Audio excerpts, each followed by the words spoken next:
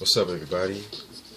This is part two of the Biggie tribute thing review, and as I did Ready to Die, my last one. This is Life After Death. Release. This is actually his second studio album, his final studio album. Released in 1997 on Bad Boy. A lot of stuff happened before this album was released. Biggie, he was enjoying the success of Ready to Die. It was a dope album, classic album, and he married Faith Evans around that time. What else? Tupac got shot. He was involved with the controversy of the whole East Coast West Coast beef. What else? He appeared on a whole lot of people's music, like Uncle Luke, R. Kelly, who else? R.A. the Rugged Man, like people like that. And so he began recording this album back in '95. But what else? He actually got into some legal problems around that time. I think I remember I read some like he chased some fans with a baseball bat or something like that. And yeah, so this album took a whole long time to record and stuff like that due to like all the controversy with the East Coast West Coast beef. Oh, and I forgot to mention, he actually formed the whole Junior Mafia clique. Lil Kim, Lil C's his group. So he was very heavily involved with them. And believe it or not, he was actually going to retire. Like I heard, he was actually going to retire a couple years after this album. I think 2 or 3 years, so he can focus on Junior Mafia. I don't know how really true that is, but that's what I heard. Okay, so this is Life After Death. This is double disc album. Producers on this album is D. Dot, Carlos 6 July Brody, part of the Hitman Squad, Buck Wild, dope producer, Clark Kent, very underrated producer, Sean Puffy Combs, DJ Enough, Primo, Easy Mo B, Havoc. You guys know how I feel about Havoc. Stevie J, yes, the same Stevie J from Love and Hip Hop. Jeff Paz, Darren Jones, KG, Ron, Amen Rollins, Nashim Merrick, Biggie himself, Paragon, RZA, yes, the same as from Wu-Tang, and Chucky Thompson. Singles I was known for, it only came out with 3 singles. Hypnotize, Sky's the Limit featuring 112, and More Money, More Problems featuring Diddy and Mace. This album actually went like a different approach, because like it had like more of that mafioso kind of feel to it. It wasn't like it had those mafioso songs, because you guys should know that the whole mafioso, like East Coast rappers going through that whole mafioso kind of phase. Well, like people like Raekwon, AZ, Jay-Z, like they had like that certain theme on that album, and that I really love that era in hip hop though. I wish it would come back. I mean, a lot of people are kind of still doing it these days, but it's not really mafioso like it was back in the day. Like, so I wish that people would sometimes go back to this certain type of theme in hip hop. Other than that, this album actually went diamond. I believe this is actually one of the first hip hop albums to actually go diamond. And what else? It was nominated for 3 Grammy Awards, like Best Rap Album, Best Rap Solo Performance for Hypnotize, and Best Rap Performance by a Group, Duo with More Money, More Problems. Guest appearances on this album include R. Kelly, LOX, Jay-Z, Angela Winbush, very dope singer, Mace and P Diddy, whatever you want to call him, Lil Kim, 112, Too Short, DMC. Yes, the same DMC from Run DMC actually made an appearance in this album.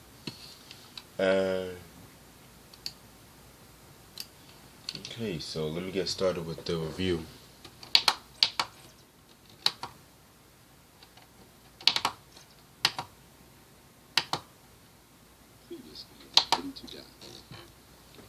Alright, the first song off the first disc is the Life After Death intro.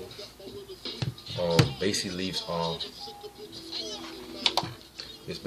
off where Ready to Die and things of that nature. Cause you know when Ready to Die ended, it was that song Suicidal Thoughts, the original version of Ready to Die. And this album kind of picks up because like it's after like Biggie was speaking in the hospital, and he's like has that going crazy and stuff like that. So track number 2 is Somebody's Got to Die. Pretty dope song. It's basically the song is basically about like Biggie wanting revenge on like the people who did him dirty and stuff like that. So, and like, it's pretty like dope song. Biggie's lyricism at his prime. I'm interrupted by a doorbell. 3:52. Who the hell is this? I hits up quick, cocks my shit, stop the dogs from barking, then proceed to walking. It's a face that I seen before. My nigga Sing used to sling on the 16th floor. Check it. I look deeper, I see blood up on his sneakers, and his fist gripped the chrome 4/5. So I dip, nigga, is you creeping or speaking? He tells me C-Rock just got hit up at the beacon. I opens up the door pitiful. It's even critical. Retaliation for this one won't be minimal, cause I'm a criminal. Way before the rap shit, bust the gat shit. Fuck won't even know what happened if it's done smoothly. Silences on the Uzi. Like in terms of like production lyricism, you can really tell like this album is very, very different from Ready to Die, like because it has like those more strings, like that mafioso kind of like signature strings, things of that nature. Track number 3, Hypnotize, the first single released off this album. Pretty dope song. Everyone knows that song. It's a classic song to this day. Like you play that in the clubs today, people will go crazy over that song. Yeah, people will go very, very crazy with that song. And like that, the video to the song was very, very dope and stuff like that. Basically, it was like one of the few videos. Like if you see the video, there's like one of the few videos where you can actually see Biggie smiling. And I'm not going to tell you like where exactly you have to see it for yourself. Alright, track number 4, Kick in the Door. This is one of those. This is one of the many diss songs on the album. You know, it starts off with a skit featuring the Mad Rapper, but I'm gonna skip that.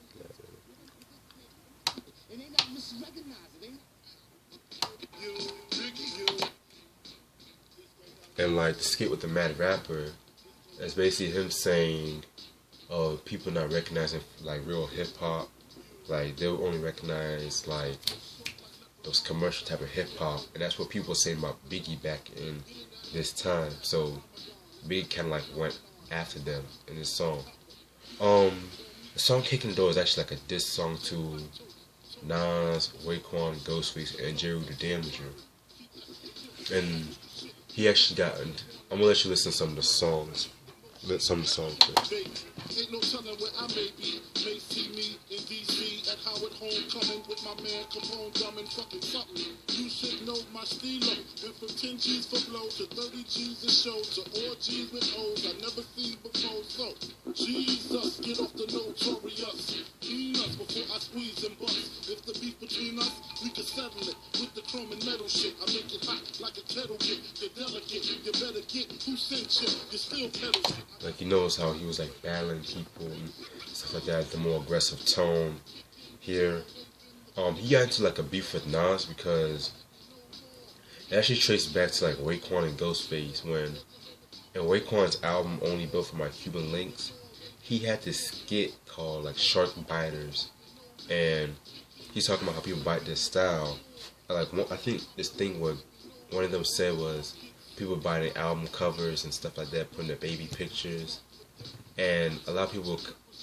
It actually was a diss to Biggie because Biggie had like that classic baby picture on the Ready to Die album, but a couple months prior to that, Nas had his picture up, a picture of himself when he was little on the Illmatic cover. So a lot of people were kind of like, oh, he's like biting and stuff like that. And so Nas actually dissed Biggie again on the song The Message off the It Was Written album, where he said like fake thug no love, and he had this like one line that says there can only be like one king. When people, well, I think Biggie called himself the king of New York, that he kind of like said, oh, you're not the king of New York, things of that nature. And what else? J. Wu the Damager, he actually dissed Biggie on the song One Day off the Wars of the Math album, a very underrated album by the way, where he's telling the story about how hip hop was kidnapped by the commercial hip hop, and that song actually did like Bad Boy Records, Foxy Brown, and like Biggie, like he just dissed him on a song where one line said, "Son, I'm surprised you roll with them," and that was actually a line directed at Primo because Primo was heavily affiliated with both Nas and J. Wu the Damager. I'm gonna let you listen to some of that.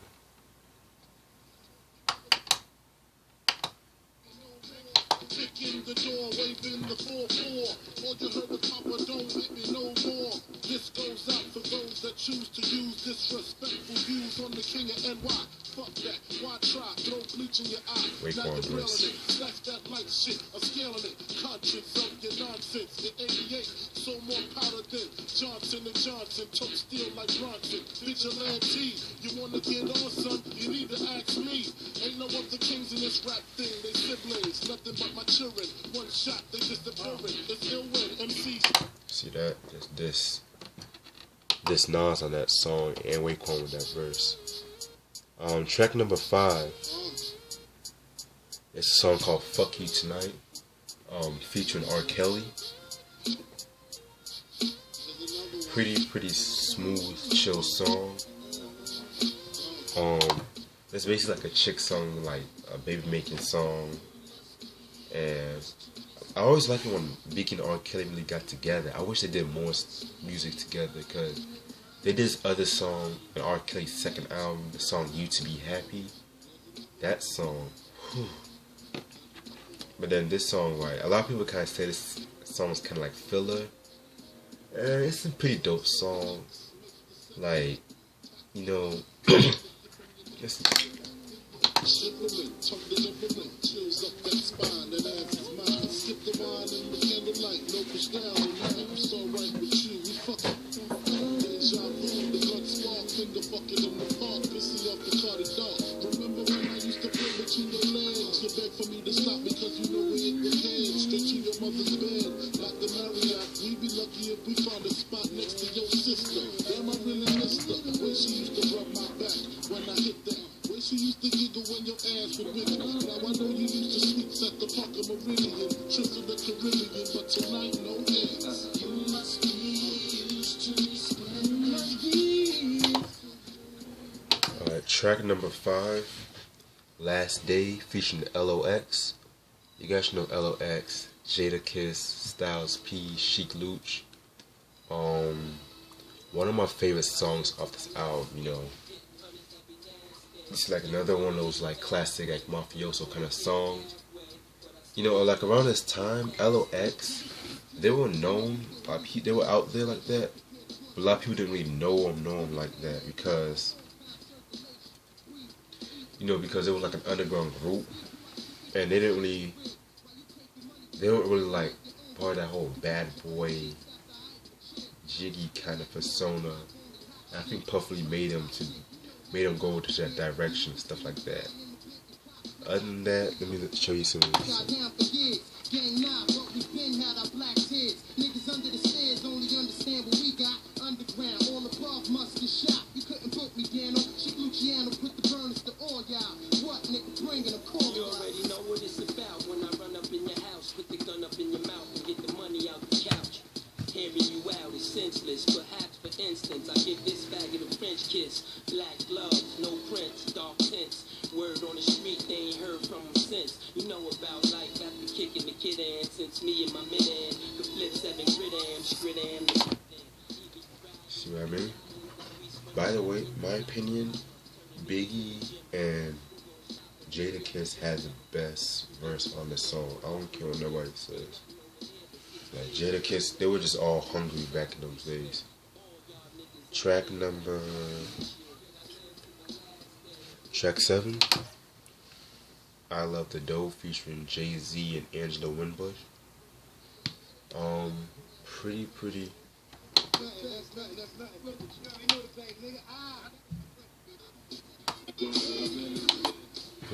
Pretty dope song.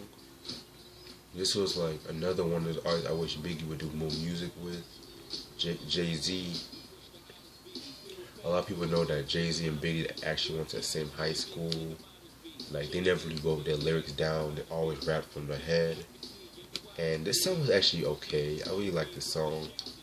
I was kind of shocked when I saw that Angela Winbush was actually did the chorus to the song. And it's just like the ode to money and stuff like that.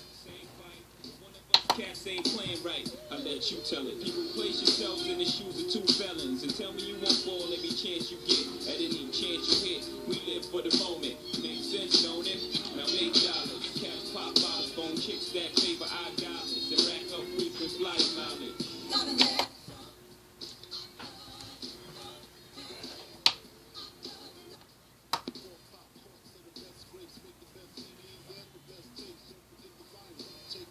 Spinals, Biggie B, Richie like Lionel. Shit, you seen the Jesus, get the H classes, ice project off lights, chick glasses, blind and broke asses, even got rocks in the beard, mustaches, rock top fashions. Ain't shit changed except the number after the dot on the range. Way niggas look at me now, kinda strange. I hate y'all too, rather be in Caribbean sands with Rachel. It's unreal.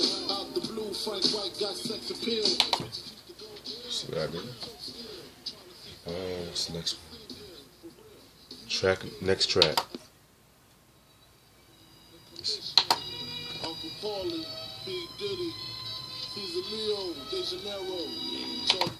What's Beef? This is arguably probably my favorite song off this album. Like, this song right here just gives me chills every time I hear it. One of Biggie's illest songs, period. Rapper style used by me. The B.I.G. I put my key, you put your key in. Money will be singing, will reach the fucking ceiling. Check it. My calico been cop. This rap Alfred Hitchcock. Drop top notch. Player hating won't stop. This instant. Rappers too persistent. Quick to spit. Biggie name on shit. Make my name taste like ass when you speak it. See me in the street, your jewelry, you can keep it. That be our little secret. See me, B that is, I that is, G Wiz. Motherfuckers still in my bed. Don't they know my nigga gonna fucking kidnap kids? Fuck them in they ass, throw them over the bridge. That's how it is. My shit is laid out. He's basically telling you what he feels like beef should really be like, you know. How if you want to have beef, like, you should take it to the streets or come face to face with me. Like, this song's really dope because, like, around this time he was caught up in a lot of beefs around this time too. So, pretty dope song. Another perfect example of like Biggie's cinematic flow on this album. Next one, that's an interlude. B.I.G. interlude.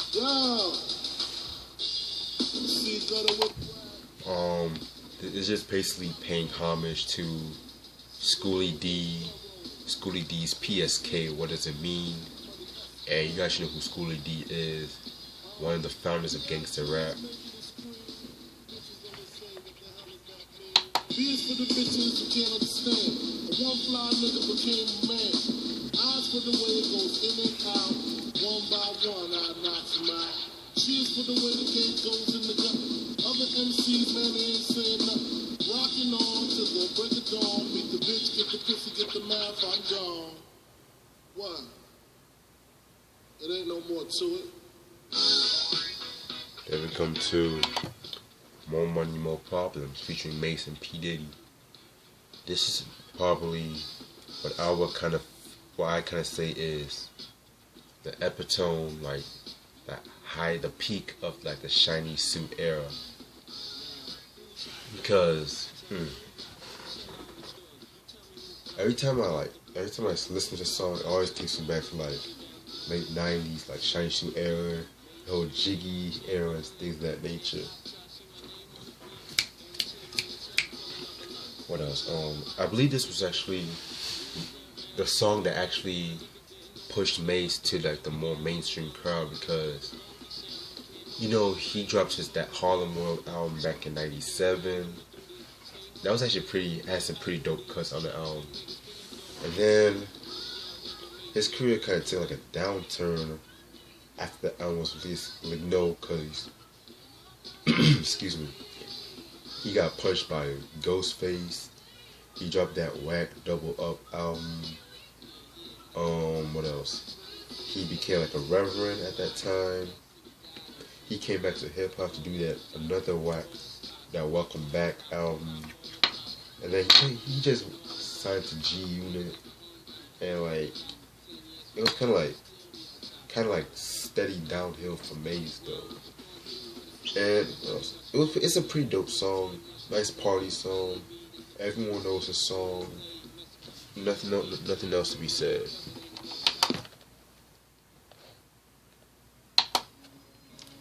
Niggas bleed.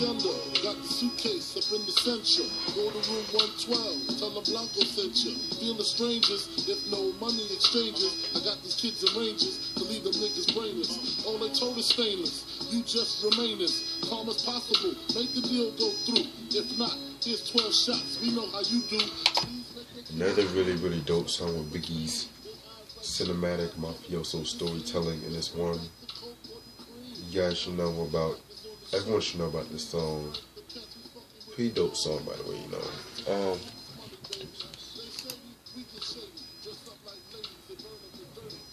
Then the last song on this disc,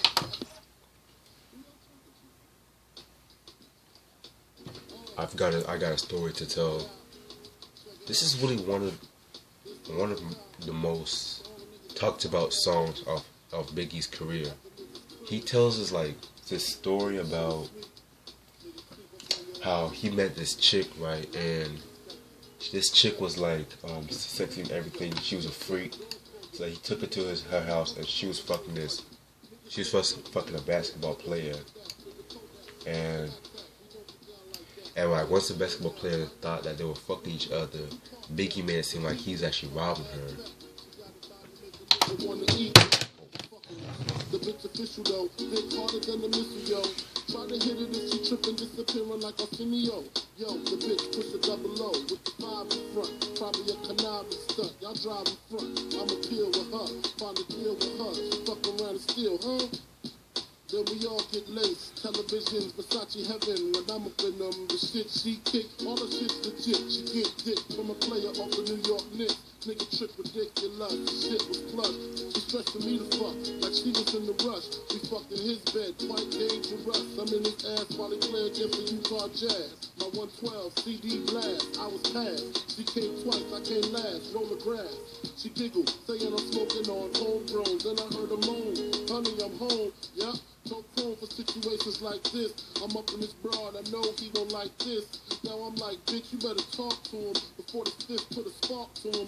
Fuck around, shit get dark to him. Put a part through him, lose a major part to him.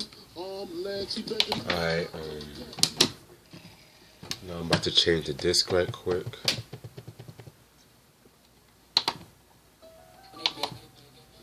Alright, we're back. Okay, this is the second disc I'm playing. The first song on this is called Notorious Thugs, featuring Bone Thugs and Harmony.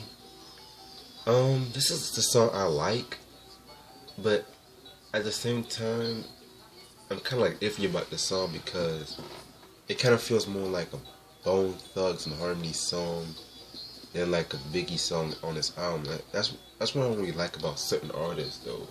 They might have a song out on the album and then they might have like the guest appearance like overtake the song. I mean, this is actually a dope song. Don't get me wrong, but I just kind of feel a little iffy about this. Anyway, let's listen.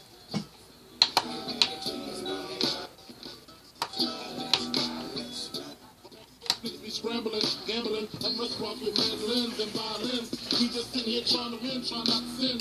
High off weed and lots of gin. So much smoke, need oxygen. Steadily counting Benjamins. Nigga, you should too, if you knew what this game would do to you. Been in this shit since 92. Look at all the bullshit I've been through. So called beef with you know who. Fuck a few female stars or two. Then I'm blue like niggas blue like my shit. Not to be fucked with. But fuck better duck quick. Cause me and my dogs love buck shit. Fuck the luck shit. Let me get some Bone Thugs part.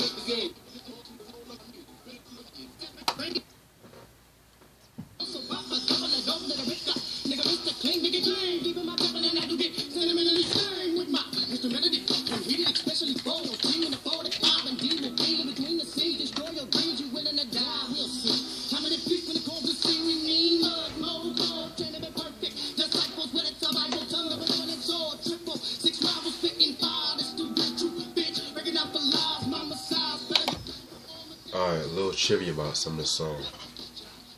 This was like Bone Thugs beef, like they were basically dissing like people like 3-6 Mafia, Twista, Crucial Conflict, and Do or Die. Cause you know they call like Bone Thugs like buyers of the style and stuff like that. Cause you know Bone Thugs had like that fast rapping kind of style, and cause they actually put it on the map. Like the first one to actually do it was Twista. And now he made it like to like a regional thing, but Bone Thugs was like pushed it out there. And Biggie's verse, Biggie actually, when recording this song, he actually asked everyone to like leave the room so he can really master the Bone Thugs flow and things of that nature. And that was really dope because I felt like Biggie really did his thing on this song, you know, kind of like flowing up, do that whole Bone Thugs style and stuff like that. And you know Bone Thugs, they always do their thing around this time. Like 94 to like 2000, like my favorite years of Bone Thugs. Since then it was kind of iffy about them. Next track, Miss You. This is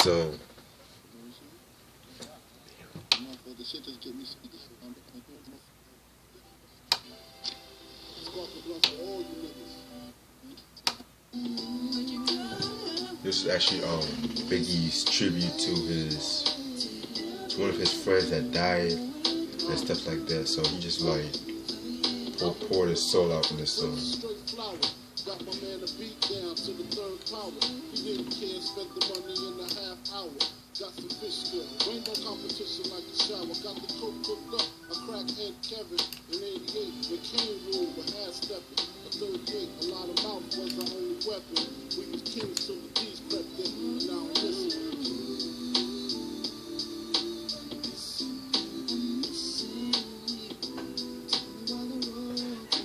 Alright. Pretty nice song and stuff like that. Next track is another featuring Lil Kim. I wasn't really feeling that track that much. Track number 4, Going Back to Cali.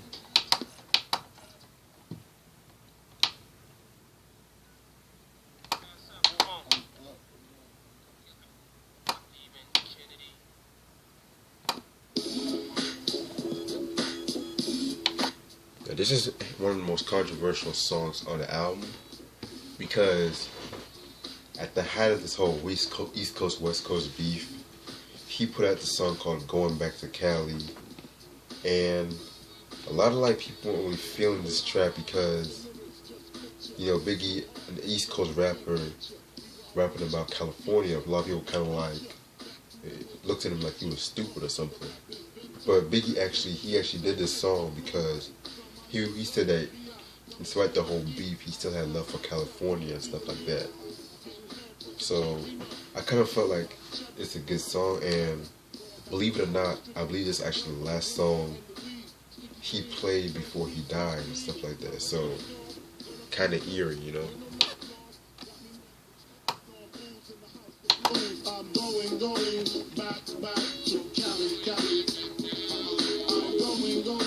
LL actually had a song with the same name from The Walking with the Panther album. I forgot to mention it.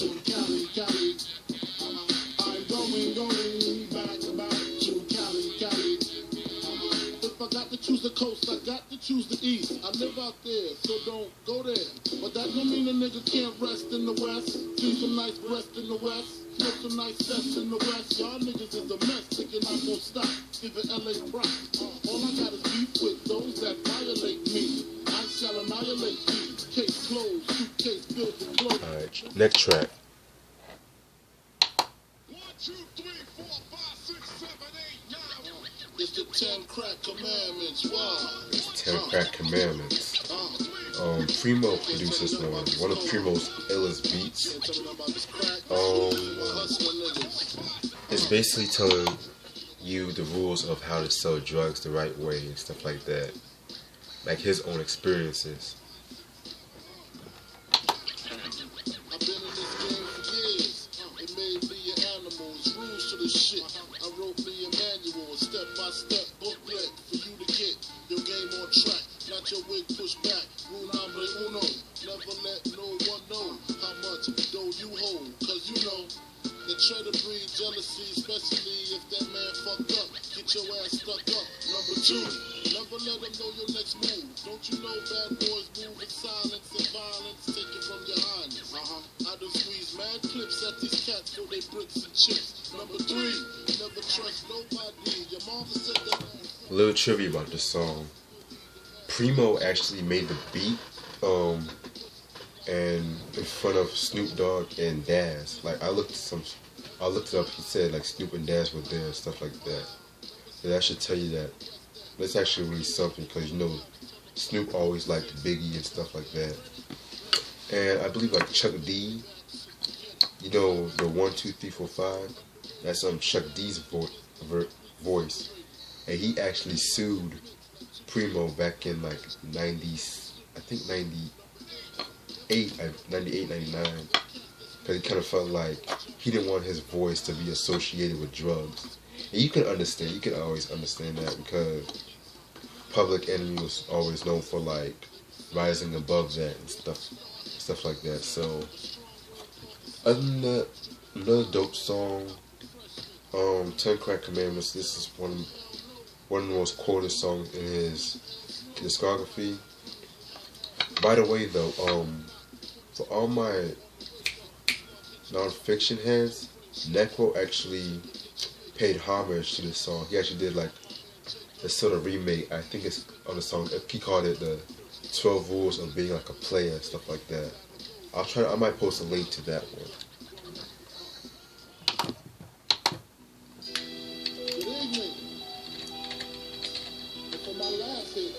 Next song is Player Hater. This is, I like this song, you know. It uses that Delphonic sample, and a lot of people kind of like taking it back when Biggie was singing and stuff like that. So, cause like, you know, hardcore MCs, you know, they can't sing, but you know, Biggie was actually making fun of people hating on his style. So, by the way though, they were actually supposed to make a CD called Big's Ballads, and this was actually supposed to be on the supposed Big's Ballads, but that never came across, but whatever. You should just roll with me. Let's go together on this robbing spree. We'll make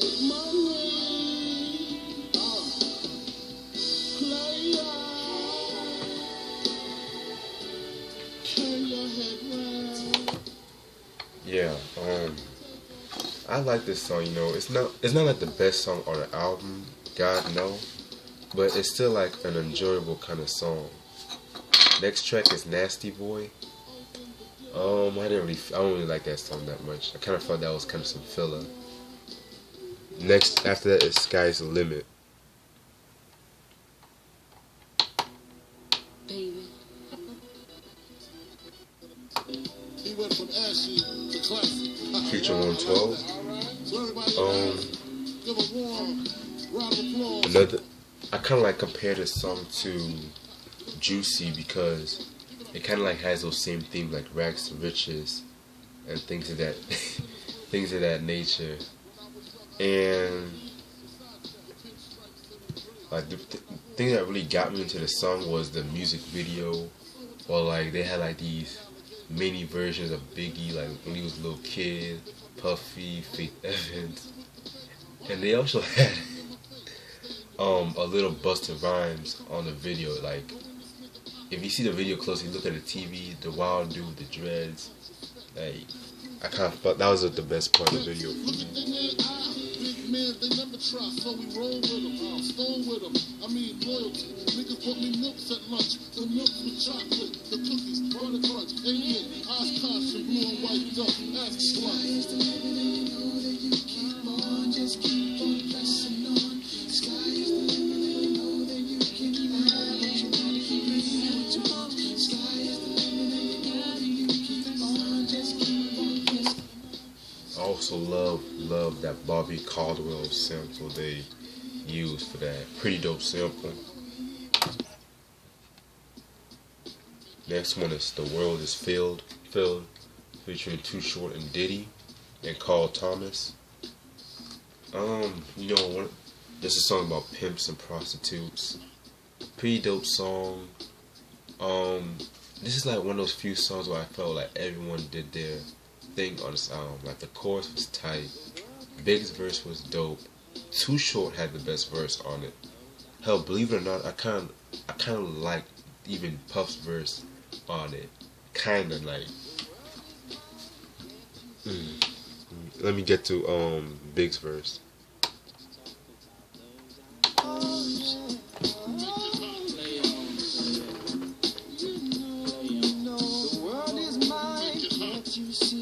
I'm just trying to be all I can be.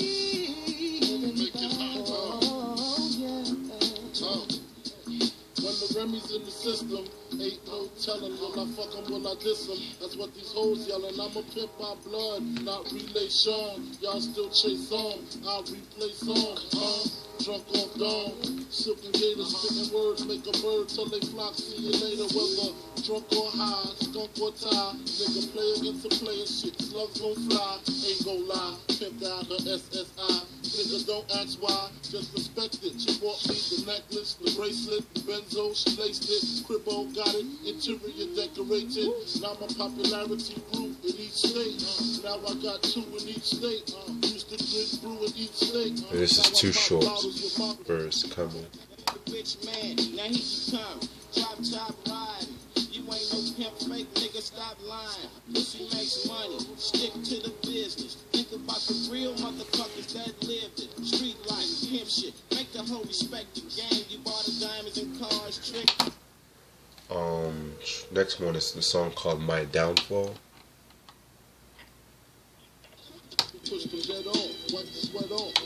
Pretty okay, nice song, you know. This is a song that actually features DMC from Run DMC. This song kind of like has a darker tone. Like the next couple of songs kind of like has the more darker atmosphere of the album, and you know, it didn't really pick up until this song right here, Long Kiss Goodnight. You guys should know that this is the song that was the answer to Tupac's Hit 'Em Up, and like it had like RZA actually produced this track, and you know, and it's also like funny because Biggie was actually beefing with Raekwon and Ghostface, but he always had love for like Method Man and RZA. And another trivia is that Cappadonna was actually ad-libbing on the original version of this track, so kind of like crazy, some crazy trivia I just do actually. Spectators buy my CD twice. They see me in the streets, they be like, yo, he nice, but that's on the low though. Even cats with no dough try to play me at my show. I pull out 4 foes and go up in their clothes. Short change niggas, snort cane niggas, extortion came quicker. Bought the range nigga, it still tickle me. I used to be as strong as Triple B, till little C's cripple me. Now I play hard like my girl's nipples be. The game sour like a pickle bee. Y'all know the rules. Move from BK to New Jerusalem. Think about all the planes we flew. Basically, this in Tupac. Well, I was actually saying that how fans actually dissed him, like how fans be dissing him, but up in his face it said, "Oh, you dope" and stuff like that. So it's just basically separating the real from the fake. That's how I see it. And the last song is "You're Nobody Till Somebody Kills You," featuring Faith Evans and Puff. Pretty like eerie way to like end the album.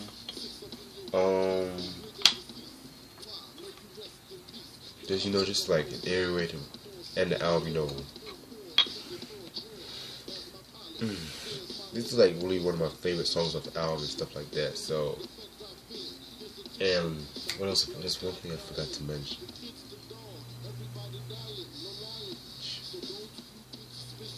A lot of people actually thought that this was another diss to Tupac, but a lot of people, but it actually wasn't really a diss to Tupac. It was just him spitting lyrics and stuff like that. How when people die, they automatically become like legends at times. So there it is. Okay, that was like the whole album I did. Otherwise, this is a very, very, very dope album. A lot of people actually say it's actually his best album. I tend to disagree with that statement. I mean, I like it, but it kind of has a little bit more filler. Where Ready to Die actually has some filler, like, but it's tolerable. What else? Like I said, this album went diamond, and Biggie was like fully becoming a man by the time this album was released. He wasn't a young street hustler when he did Ready to Die. He was fully becoming like a full-blown artist, and it's a shame that he died so young, because like people really wanted to see what he could have done. People really wanted to see what he could have done, like time when he was alive and stuff like that, and what more things he could have done with his music. So, B.I.G, we miss you. We wish you were alive today, and happy birthday. And that's all the time I have. Thank you for watching this. Peace.